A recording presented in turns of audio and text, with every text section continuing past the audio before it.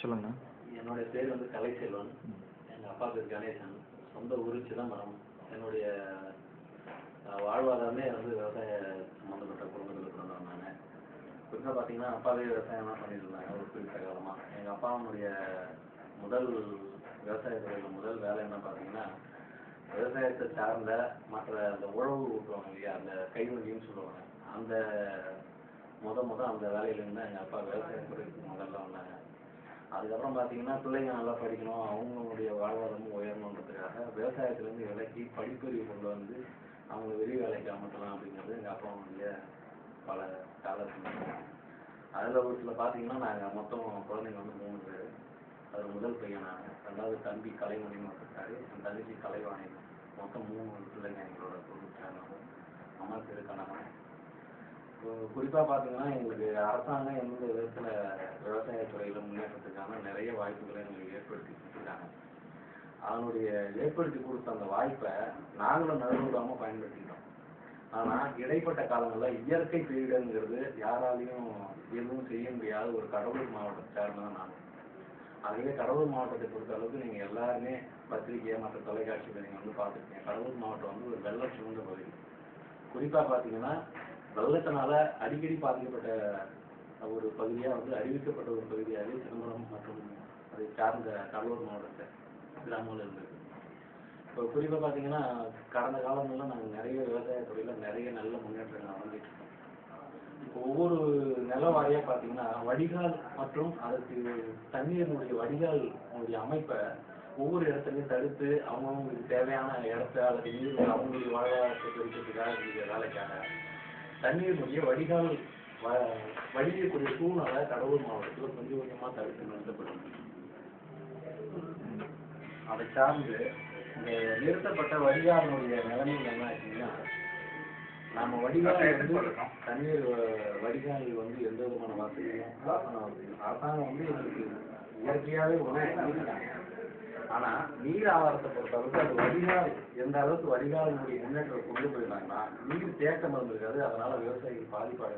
அதாவது விவசாயத்துக்கு அடிப்படையானதே வந்து தண்ணீர் தான். அந்த தண்ணீரை வந்து நம்ம வந்து சீரும் சிறப்புமாக அதை பயன்படுத்திக்கணும். அதுக்கு ஏதுவாக வந்து அமைஞ்சிருக்கணும். நம்மளோட பார்த்தீங்கன்னா நிறைய மாவட்டங்கள் நீங்கள் பார்த்துருக்கீங்க, தண்ணீர் வசதி இல்லாத விவசாயத்தில் வந்து ரொம்ப நலிஞ்சிருக்கும் விஷயம். அதே கடலூர் மாவட்டத்தை சார்ந்து எங்களுடைய வாழ்வாதாரம் பார்த்தீங்கன்னா தண்ணீர்னால தான் எங்களுக்கு பாதிப்பு. தண்ணீர்லேருந்து பாதிப்புங்கிறது பல மாவட்டங்களை நாங்கள் கேட்கும்போது ரொம்ப கஷ்டமாக இருக்கும்.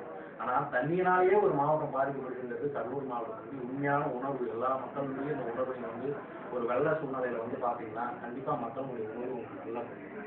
ஏன்னா இது ஒவ்வொரு ஆண்டும் வந்து இந்த மக்கள் வந்து மறக்க முடியாத, ஒவ்வொரு வருஷத்துக்கும் எவ்வளவு பெரிய ஒரு உயர்வான நிலையில் இருந்தாலும் கூட அந்த தண்ணீருங்கிறது எல்லா மக்களுக்கும் அதனுடைய பிரச்சனைகள் வந்து கண்டிப்பாக இருக்குது. இதில் ஒரு விஷயம், இது எங்களுக்கு எப்படி பாதிப்பு அடையுங்கிறது எங்களுடைய காரணத்தை நான் சொல்கிறேன்.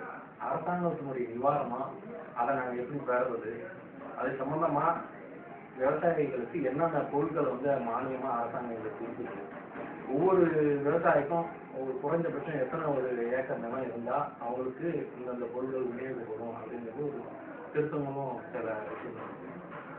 உதாரணமாக பார்த்தீங்கன்னா ஒரு ஏக்கர் உள்ள ஒரு விவசாயிக்கு, அதாவது குறு விவசாயம்னு சொல்லுவாங்க, அதிக நிலம் உள்ளவங்களுக்கு வந்து பெரு விவசாயமாகவும் குறைந்த நிலம் உள்ளவங்களை வந்து குறு விவசாயமாகவும் அரசாங்கம் 2 தரப்பாக தெரிஞ்சுக்கணும். குறு விவசாயிகள்ங்கிறத அன்றாடம் அவங்களுடைய உழைப்பையே அந்த வயலில் அவங்களே வந்து கொடுத்துட்டு அதுலேருந்து வர்றத வந்து சாப்பாட்டுக்காக வச்சுக்கிற ஒரு விவசாயம். பெரு விவசாயிங்கிறது தனக்கு சார்ந்த ஒரு நெல்லும் சேர்த்து வச்சுக்கிட்டு மீதி உள்ளதை வந்து வியாபார தன்மைக்காக அவங்க வந்து நெல்லை வந்து வியாபாரம் செய்து அதுலேருந்து முதலீடு வச்சு அடுத்த ஆண்டும் அதே முதலீடு வச்சு அவங்களுடைய விவசாயத்துறையை இது மூலியமா பார்த்தீங்கன்னா கிராம கூட்டுறவு விவசாய கடன் சங்கம்னு எல்லா ஒரு கிராமங்களையும் சமீபத்தில் இல்லை, கிட்டத்தட்ட ஒரு 50 ஆண்டுகளுக்கு முன்னாடியே இந்த சங்கம் தான் சொல்கிறாங்க. இதுக்கு பல தரப்பட்ட தலைவர்கள் இருக்காங்க. இது குறிப்பாக எங்கள் ஊரில் பார்த்தீங்கன்னா சுவாமிநாதன் பிள்ளைன்னு ஒருத்தர், அவர் தான் இந்த கூட்டுறவு சங்கத்தினுடைய தலைவராக இருக்கார். கூட்டுறவு சங்கங்கும் போது பால் கூட்டுறவு சங்கம் ஒன்றும் விவசாய கூட்டுறவு சங்கமும் 2ஆக பிரித்து 2மே ஒரே இடத்துல இயங்கக்கூடிய ஒரு நிறுவனங்களா அரசாங்க தரப்புலேருந்து எங்களுக்கு கொடுக்குறது. இந்த சம்மந்தப்பட்ட அந்த வங்கிகள்லேருந்து எங்களுக்கு என்ன கிடைக்கலாம், விவசாய கடன் கொடுப்பார்கள். அதை எடுத்து மானியமாக உரம் கொடுக்கிறார்கள். அதை அடுத்து மற்ற விவசாய இடுபொருட்களுடைய மூலப்பொருட்களை எங்களுக்கு கடனாக வழங்குறது. இது சம்பந்தப்பட்டது போல விவசாய ஆலோசனைகளும் சில நேரங்கள் ஒவ்வொரு விவசாயிக்கும் பார்த்தீங்கன்னா அவங்க கிட்டத்தட்ட 50 ஆண்டு காலமாக விவசாயம் பண்ணிட்டு ஒவ்வொருத்தரும் அவங்களுடைய தகப்பனாருடைய அவர் என்ன சொன்னாரோ அதை வச்சுதான் நம்ம இன்னமும் விவசாயம் பண்ணிக்கிறோம். ஒரு அறிவியல் ரீதியா இன்னைக்கு உள்ள விவசாயத்தை கொண்டு வரதுக்கு நிறைய பேர் வந்து தயங்குவாங்க. அது காரணம் என்னன்னா நான் எடுத்து வச்ச விதை நெல் எத்தனை நாள் முளைக்கணும் எனக்கு தெரியும். இப்போ அவங்க கொடுக்குற விதை நெல் வந்து எத்தனை நாள் முளைக்கணும் எனக்கே தெரியாது. அதை நம்பி நான் விளைச்சிட்டு நாளைக்கு வந்து சுத்தமாக ஒன்றும் விளையிலாமா எனக்கு கஷ்டமாட்டுவோம் அப்படிங்கிறது ஒரு வருஷம். இன்னொரு வருஷம் பார்த்தீங்கன்னா 2 தரப்பா பிரிக்கலாம் எங்களுடைய விவசாயத்தை. எங்களுடைய விவசாய பூமிங்கிறது களிமண் சார்ந்த ஒரு பூமி. இந்த களிமண் சார்ந்த அந்த பூமியில ஒரு போகம் நெல்லும் மறுபோகம் உளுந்து பயிர். இந்த பயிர் உள்ள அந்த தானியங்கள்லாம் வந்து விளைவிக்கவே ஒரு பக்குவம். இப்போ பார்த்தீங்கன்னா சாதாரணமாக ஒரு அறுவடை, அதுக்கப்புறம் பார்த்தீங்கன்னா அந்த பயிர் அந்த அடுத்த அறுவடை. இந்த நெல்லுங்கிறதே முதல்ல எங்களுக்கு கிடைக்கக்கூடிய நாங்கள் பண்ண முதலீடுல எங்களுக்கு கிடைக்கக்கூடிய லாபமே அந்த நெல் தான். இப்போ இதனாலே அடிப்படையில் இந்த நெல் வந்து ஒரு குறிப்பிட்ட காலம் கிட்டத்தட்ட பார்த்தீங்கன்னா 90 நாட்கள்ல விளையக்கூடிய நெல்லும் இருக்கு, 110 நாட்கள்ல விளையக்கூடிய நெல் இருக்கு. அந்த காலத்துல பார்த்தீங்கன்னா 160 நாட்கள்லாம் வந்து நெல் விளைக்குது. அந்த நெல்லினுடைய தரமும் நல்லா இருந்தது. ஆனா இன்னைக்கு எடுக்கக்கூடிய மகசூல் அன்னைக்கு இல்லை. ஒரு குறிப்பா பார்த்தீங்கன்னா ஒரு ஏக்கருக்கு நாங்கள் 30 மூட்டாம் தேதி வந்து கொள்முதல் பண்றோம்னா அன்னைக்கு அந்த ஏக்கரை வந்து 20 மூட்டையே கொள்முதல் பண்றது கஷ்டம். காரணம்னா ரசாயன உரம் சார்ந்து எதுவும் கிடையாது. எல்லாமே இயற்கை ரீதியா அன்னைக்கு உள்ள மனுஷனும் இயற்கையா இருந்தாங்க. ரசாயனம் சார்ந்து மனுஷனுக்கு வந்து கேடுங்களாம். இது வந்து விவசாய தொழில வந்து இருக்கிற பிரச்சனைகளை நான் சொல்லியிருக்கேன். அடுத்தது வந்து கடன் சார்ந்த பிரச்சனை. ஒரு ஏக்கருக்கு வந்து அரசாங்க தரப்புல 10,500 ரூபாய் எங்களுக்கு கொடுக்கணும். அதாவது இந்த 10,500 ரூபாய் இந்த ஏக்கருடைய விதம் பார்த்தீங்கன்னா ஒரு வருஷ காலத்துல எங்களுடைய விவசாய தொழில அந்த 10,500 ரூபாயை நாங்கள் எடுக்கிறோமோ இல்லையோ திருப்பி வந்து அரசாங்க தொகையை நாங்கள் கட்டியாகும். இது வட்டியோட கட்டி ஆகணும்ன்றீங்க. இது அதாவது வட்டி இல்லை. இது எங்களுக்கு அரசாங்கம் கொடுக்குற கல்விகள் இது ஒரு கல்வி. அதாவது வட்டி இல்லா கடன். விவசாயிகளுக்கு கடன் அளிக்கிறாங்க, ஆனால் வட்டி இல்லா கடனா வந்து கொடுக்குறாங்க. 10,500 ரூபாயில இந்த 500 ரூபாய்ங்கிறது இன்றைய கலாச்சாரத்துல நீங்க எங்க வேணாலும் பார்த்துருக்கீங்க. இந்த 500 ரூபாய் பேங்க்லயே போகுது. மீதி இருக்கிற 10,000 ரூபாய் எல்லா விவசாயம் எடுத்துருந்தாங்கன்னா ஒரு ஏக்கரை வந்து சாதாரணமா பாத்தீங்கன்னா நீங்க நம்ம உழவு ஓட்டுறதுக்கு 3000 ரூபாய் கொடுக்கணும். 3000 ரூபாய் அந்த ஓட்டுற டிராக்டர் டிரைவருக்கு 100 ரூபாய் கொடுக்கணும். அது இல்லாத சாப்பாடு நம்மளோட சொந்த தகவல் செஞ்சுக்கணும். இது எல்லாமே பார்த்தீங்கன்னா நாட்டு அடிக்கிறது நடவு நடுறது எல்லாம் பார்த்தீங்கன்னா அவங்க கொடுக்குற 10,500 ரூபாய் ஒரு 4,000 ரூபாய் நான் என் சொந்த முதலீடுல நம்ம முதலீடு பண்ணி தான் ஒரு ஏக்கரை நடவடிக்கை ஒரு கட்டாயம். ஒரு 10 ஏக்கர் வச்சிருக்காங்கும் போது அவங்களுக்கு அதுல சில பயன் நன்மைகள் இருக்கும். ஏன்னா பெரிய மகசூல் எடுப்பாங்க, அதனால நிறைய விளைச்சல் இருக்கும். அதனால ஒரு வருமானம் ஒரு ரீதியா அவங்களுக்கு ஒரு அவங்களுடைய முதலீட அவங்க தக்க வச்சுக்கிறாங்க, பயன் இருக்கும். இப்போ ஒரு சாதாரண ஒரு குழு விவசாயம் எடுத்துக்கிட்டீங்கன்னா இன்னைக்கு ஒரு ஏக்கர் விவசாயம் பண்றாங்கன்னா அது அடுத்த ஆண்டு வரையும் அவங்களுக்கு சாப்பாட்டுக்கு மட்டுமே சரியா இருக்கிற ஒரு சூழ்நிலை. அதுல இருந்து முதலீடே கிடையாது. நாம பண்ற முதலீட நம்ம சாப்பாடுக்காக வச்சுக்கோம், திருப்பி நம்ம முதலீடு போவோம். இப்போ பெரிய விவசாயம் பாத்தீங்கன்னா 10 ஏக்கர் வளர்ந்தா 1 ஏக்கர் அவருக்கு அந்த தானியங்கள் அவருக்கு போகும்.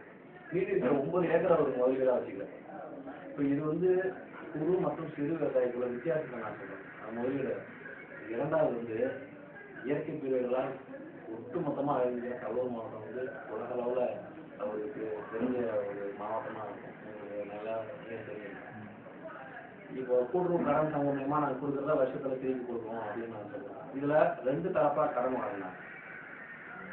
முதல் பாதியில நம்ம கொடுக்குற அந்த கடன்ல உரமாவும் நம்ம எடுத்துக்கலாம். 10,500 ரூபாய் அவங்க ஒதுக்கப்பட்ட அந்த தொகையில உரம் அப்படிங்கிறத பாத்தீங்கன்னா ஒரு 3,000 ரூபாய்க்கு நம்ம உரமாவே எடுத்துக்கலாம். சரி, வெளிக்கடைகள்ல இந்த 10,500 ரூபாய் நீங்க எடுத்துட்டு போய் வாங்கணும்னா 10,500 ரூபாய்க்கு உள்ள செக்கு உங்களுக்கு எல்லா விவசாயிகளுக்கும் கொடுத்துருவாங்க. விவசாயிகளுக்கு கடன் கூட அரசாங்கம் எந்த விதமான கடன் பத்திரமும் இல்லாத கொடுக்கல. அதுக்கும் ஜாமீன்தாரர் தேவை. நான் 1 ஏக்கர் வச்சிருக்கேன், எனக்கு 10,500 ரூபாய் அரசாங்கம் ஒதுக்கீடு எனக்கு பண்ணிருக்கேன்னா அடுத்த ஒரு ஏக்கர் இருக்கிறவரை எனக்கு கையெழுத்தாகும், நான் என்னுடைய நிலத்தை அவருக்கு கையெழுத்தாகும். அரசாங்கம் பெற்றுக்கொண்டு தான் 10,500 ரூபாய் கொடுக்கும். 10,500 ரூபாங்கும் போது நான் முன்கூட்டியே சொல்லியிருக்கேன். 500 ரூபாங்கிறது அந்த அலுவலக பணியாளர்களுக்கு 500 ரூபாய் போயிடும். பாக்கி இருக்கிற அந்த 10,000 இந்த 10,000 வச்சு நான் 4,000 முதலீடு பண்ணதான் என்னுடைய அடுத்த வருஷ சாப்பாடுக்கே அது தக்க வச்சுக்கக்கூடிய ஒரு தொகை நல்ல விவசாயிகள் இருக்கிறார்கள். ரெண்டாவது வந்து விவசாயிகளை எப்படி பெருக்கிருக்கலாம், என்னென்ன செஞ்சிருக்கலாம் அப்படின்னு நீங்க உங்களோட கரெக்ட். அதுதான். அப்ப ஏன் வந்து அதாவது நீங்க வந்து ரொம்ப கஷ்ட நிலைமையில இருக்கீங்க. எப்படியெல்லாம் இருந்திருந்தால் வந்து நீங்க செழிப்படைந்திருக்கலாம். என்ன விரும்புறீங்க? நீங்க ஏன் செழிப்படையல? ஏன் வந்து ஒரு விவசாயி கஷ்டத்திலே இருக்கிறான். ஆனா வந்து பட் மிக முக்கியமான ஒரு துறை என்பது விவசாயம் என்பது ஒரு மிக முக்கியமான துறை. ஒரு இன்றியமையாத ஒரு துறையும் கூட. உணவு இல்லை என்றால் வேற எதுவுமே கிடையாது. அது வந்து ஒரு ஃபண்டமெண்டல் நீட், அத்தியாவசிய பொருள். ஒரு ஒரு மனிதன் வாழ்றதுக்கான ஒரு அத்தியாவசிய பொருள். அதை ப்ரொடியூஸ் பண்ணக்கூடியவங்க விவசாயிகள். அவர்களுக்கு வந்து அவர்களை வந்து நல்லா ஊக்குவிக்கிற மாதிரி நம்ம வச்சுக்கணும். புரியுதுங்களா? அது ஒரு அரசனுடைய கடமையாக ஒரு பங்காகவும் விளங்குகிறது. கரெக்டுங்களா? அதுல வந்து நீங்க ஏன் வந்து ஒரு விவசாயி வந்து ஏன் கஷ்டத்துல இருக்க, ஏன் செழிப்பா இல்லை, என்ன மாதிரி இருந்தா நீங்க என்ன மாதிரி சுதந்திரம் இல்லையா உங்ககிட்ட, இல்லை என்ன மாதிரி ரீதியா வந்து நீங்க பாதிக்கப்பட்டுறீங்க, ஏன் வந்து உங்களால அந்த அந்த வளர்ச்சிக்கு என்ன உங்களுக்கு தடையா இருக்குது? என்னுடைய ரொம்ப நாள் ஒரு சின்ன வயசுலேருந்து ஒரு ஆர்வம் இருக்கிறேன். விவசாய தொழில கடலூர் மாவட்டம் தண்ணியால பாதிக்கப்பட்டிருக்குங்கிறது கிட்டத்தட்ட உலக அளவிலேயே வந்து இன்னைக்கு தொலைக்காட்சியில் ஒளிபரப்பாயிருக்குங்க. அதே சமயத்தில் பார்த்தீங்கன்னா தண்ணி இல்லாத மாவட்டங்கள், தண்ணி இல்லை அப்படிங்கிறதுனால பயிர் ஒரு பக்கம் வாடியும், அதனால எந்த விதமான ஒரு வருமானமும் இல்லாத வாடிட்டு இருக்கிற ஒரு பக்கமும் இருக்கு. கிட்டத்தட்ட பார்த்தீங்கன்னா அரியலூர் மாவட்டம் எனக்கு சமீபமாக இருக்கு. ஒரு ரோட்லேயே பார்த்தீங்கன்னா இந்த பக்கம் கடலூர் மாவட்டம், இந்த பக்கம் அரியலூர் மாவட்டம். அரியலூர் மாவட்டத்துக்கும் கடலூர் மாவட்டத்துக்கும் ஒரு வித்தியாசம் என்னன்னா, இந்த தண்ணியால பாதிப்பு அடைஞ்சிட்டு இருக்கு, அங்க தண்ணி இல்லாம வறண்ட பூமியா இருந்துச்சு. இந்த இரண்டுக்கும் உள்ள அரசாங்கம் ஒரு நல்ல தீட்டத்தை சேர்த்து வீணா கடல்ல போய் கலக்கக்கூடிய இந்த தண்ணீரை ஏதாவது ஒரு இடத்துல சேமிச்சு அதை தண்ணி இல்லாத இடங்களுக்கு மாற்றக்கூடிய ஒரு பக்குவத்தை அரசாங்கம் வந்து மக்கள்கிட்ட வந்து எடுத்து செஞ்சாங்கன்னா இது கண்டிப்பா வந்து அடுத்த ஒரு மாவட்டத்துக்குரிய பிரச்சனையும் தீர்த்த மாதிரி இருக்கும். எங்களுடைய மாவட்டத்தினுடைய தண்ணீர் நீர் வடிகால் வீணா போகணும், மற்ற மாவட்டம் அதை வந்து பயன்படுத்திக்கிற வாய்ப்பு எனக்கு ரொம்ப சந்தோஷம். நேச்சுரல் ரிசோர்ஸை வந்து சேவ் பண்ணி அதை வந்து இப்போ எந்த இடத்துக்கு தேவையோ அந்த இடத்துக்கு வந்து நீர்நிரப்புகளை வந்து பாய்ச்சினா நல்லா இருக்கும் அப்படின்னு சொல்ல வரேன். அதுக்கு ஏதுவான ப்ராஜெக்ட்ஸும் அதுக்கு ஏதுவான இப்போ தனியார்கள் இருந்தால் அதுக்கு ஏதுவாக ஊக்குவிக்கணும்னு சொல்ல வரீங்க. இதெல்லாம் வந்து ஒரு ப்ரைவேட் ஆளுங்க கிட்ட விட்டோம்னாவோ அவங்க வந்து நல்லா சிறப்பாக செய்வாங்க. ஸோ இதனால வந்து இரு பேரும் வந்து பயனடைவார்கள். அதாவது கற்றவனும் பயனடைவான், விவசாயிகளும் பயனடைவார்கள். ஏன்னா விவசாயத்துக்கு இன்றியமையாதது தண்ணீர். அதெல்லாம் நீங்க வந்து வலியுறுத்துறீங்க. தண்ணீர் வந்து முக்கியம், அதை வந்து இது பண்ணணும்னு சொல்லுவாங்க. நான் வந்து விவசாயத்துறை சார்ந்த ஒரு குடும்பத்துல இருந்ததுக்காக என்னுடைய மனசுல இருந்த அந்த இதை நான் உங்களுக்கு சொல்லியிருக்கேன். இரண்டாவது பக்கம் பாத்தீங்கன்னா வடிகால் வாரியத்திலிருந்து நாம எடுத்துக்கொண்டிருக்கிற எல்லா வடிகால் வாரியமே நீங்க பாத்தீங்கன்னா குறிப்பா எல்லாமே அங்கங்க வந்து புதிய நகரம் உருவாக்குறதுக்காக எல்லாமே பிளாட். இப்ப நார்மலா பாத்தீங்கன்னா ஒரு ஏக்கர் நிலம் வடிகிறதுக்கான ஒரு வசதியை கண்டிப்பா 2 கன்னிகாலாவது அந்த அந்த வயல்ல வந்து கொடுத்துருப்பாங்க. ஒண்ணு வந்து ஒரு கன்னிக்கால் பாசனத்துக்காகவும் இன்னொரு கன்னிக்கால் வந்து வடிகாலுக்காகவும் எல்லா வயல்களையும் இந்த அளவுல கூட எங்க இடத்துல உள்ளது கூட ஒன்று வந்து பாசனம், இன்னொன்று வந்து வடிகால். என்னுடைய தேவைக்கு ஏற்ப தண்ணியை வந்து நான் உள்ள பாசனத்துக்காகவும் தேவையில்லாத தண்ணியை வெளியேற்றத்துக்காக வடிகாலுக்காகவும் 2 இது வந்து இன்னமும் இருந்துட்டு இருக்கு. இப்ப பாத்தீங்கன்னா ஒவ்வொரு ஏக்கரும் பாத்தீங்கன்னா கிட்டத்தட்ட எங்க இடத்துல இருந்து ஒரு 40 ஏக்கர் அந்த பக்கம் பாத்தீங்கன்னா ஒரு குறிப்பிட்ட அளவு அந்த அந்த ஊர் வந்து வளர்ச்சி இருக்கு. வளர்ச்சின்னா ஊராட்சி ஒன்றியம் அங்கதான் இருக்கு, எங்களுடைய ஊராட்சி ஒன்றியம்.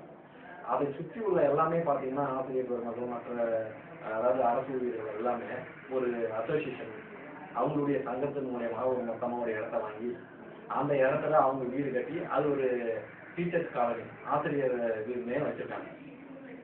அவங்களுடைய இது வந்து வளர்ச்சி வந்து அந்த நகரத்தையே ஒரு வளர்ச்சி ஆகுது. அது ரொம்ப பெருமையான விஷயம். அது வந்து மற்ற இடங்கள்லாம் பார்த்தீங்கன்னா அந்த இடத்துல நமக்கு கிடைக்காத பொருட்கள் கூட இப்போ அரசு ஊழியர்கள் நிறைய பேர் இருக்கிறதுனால அந்த பொருட்கள் சாதாரண மக்களுக்கு கூட கிடைக்குது. இது ஒரு பக்கம் பெருமையான ஒரு சூழ்நிலை. இன்னொரு சூழ்நிலை பார்த்தீங்கன்னா காலனிக்கு அந்த பக்கம் டீச்சர்ஸ் இது சங்கத்தினுடைய அந்த வீட்டுக்கும் இந்த பக்கம் பார்த்தீங்கன்னா 2 பக்கமும் உள்ள வடிகால் அடைக்கப்பட்டிருக்கு. இவர்களுடைய வடிகால் வந்து அடைக்கப்படுது. காரணம் என்னன்னா ஒரு சென்ட்ருடைய விலை வந்து 1,90,000 ரூபாய். கடைசியா அப்ப நான் வந்து அப்புறம் போனேன் அந்த இடம் 1,90,000 ரூபாய்ங்கும் போது கன்னிகால கூட தன்னுடைய இடத்துக்கு ஏதுவா அடைச்சி அதை சுற்றி அவங்க வந்து மரம் வச்சு அவங்களுடைய சொந்த அது அவங்களுடைய சொந்த மண் அவர்களுடைய காசு பணம். ஆனா அவர்களுக்கே அந்த பிரச்சனை என்னங்கிறது தெரியல. என்ன காரணம், அதவே அவர் அடைச்சதுனால ஒட்டுமொத்தமாவே மழை பெஞ்சவனையும் ஒட்டுமொத்தமாவே தேக்கம் அறிஞ்சு அவங்களும் அந்த தண்ணியில தான் அவர் தப்புறாங்க. காரணம்னா இவங்க செஞ்ச வேலையை இவங்களுக்கு அப்பாற்பட்ட உள்ளவங்க அந்தாண்ட செஞ்சுருக்காங்க. இவங்களுடைய தண்ணி அங்க வடிக்கல, அவங்களுக்கு உள்ளவங்க அந்தாண்ட செஞ்சுருக்காங்க. இப்படி ஒவ்வொருத்தரும் பாத்தீங்கன்னா தன்னுடைய தேவைக்கு ஏற்ப வந்து நிலத்தை வந்து கூடு போட்டு தன்னுடைய இதுவை செஞ்சுக்கிறாங்க. ஆனா அதே சமயத்துல அவர்களும் இந்த வடிகாலுங்களுக்கு ஊக்குவிக்கணும் அரசாங்கம். ஒவ்வொரு வீட்டுக்கும் வடிகால் வசதி ரொம்ப முக்கியம். சாக்கடை தேவைன்னா கொசு நிற்கிது, அதுல இருந்து வர கொசு கழிச்சா நமக்கு மலேரியா வருதுன்னு அரசாங்கம் ஒவ்வொரு இதுவும் சொல்ல முடியும். அந்த சாக்கடைங்களுக்கு தண்ணி வடிகால் எப்படி வடிய வேண்டும்ங்கிற விழிப்புணர்வு மக்கள்கிட்ட கொண்டு போகணும். அது வந்து அரசாங்கத்தினுடைய நலவாழ்வு துறைன்னு ஒரு துறையை ஒதுக்கிட்டு 4 ஆஸ்பத்திரி கட்டி 4 நர்சன் டாக்டர் வச்சுக்கிறது மட்டும் அரசாங்கத்தினுடைய வேலையே கிடையாது. இதை வந்து பிரைவேடைஸ் பண்ணிருந்து முதல்ல அடித்தளம் எங்கிருந்து ஆரம்பிக்கிறது? ஒரு சாதாரணமா பாத்தீங்கன்னா ஒரு மலேரியா ஆரம்பிக்குது. மலேரியா ஆரம்பிக்கிறதே நீங்க கட்டுப்படுத்தினா ஹாஸ்பிட்டலுக்கு போறதே கட்டுப்படுத்தும். கரெக்ட்.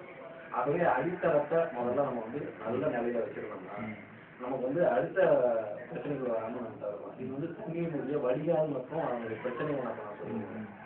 அடுத்து வந்து விவசாயிகளுக்கு நீங்க செய்யற எவ்வளவோ நல்லதாக அரசாங்கம் ஊக்குவிச்சுட்டு இருக்கு. மானியத்துல உங்களுக்கு வந்து விதை தராங்க, உரம் தராங்க, அப்புறம் வந்து கடன் தராங்க. அப்புறம் இது எல்லாமே கொடுத்து ஏன் நீங்க வந்து விவசாயத்துல இன்னமும் அப்படியே இருக்கீங்க? அப்போ உங்களுக்கு என்ன பிரச்சனை அப்படின்னா, குறிப்பா பாத்தீங்கன்னா நிலம் தராங்க, இது தராங்க, எல்லாமே இருக்கு. அரசாங்கம் வந்து மக்களுக்கு வந்து கொடுக்கக்கூடியத எல்லா மக்களும் சரிவர பயன்படுத்த முடியுமா?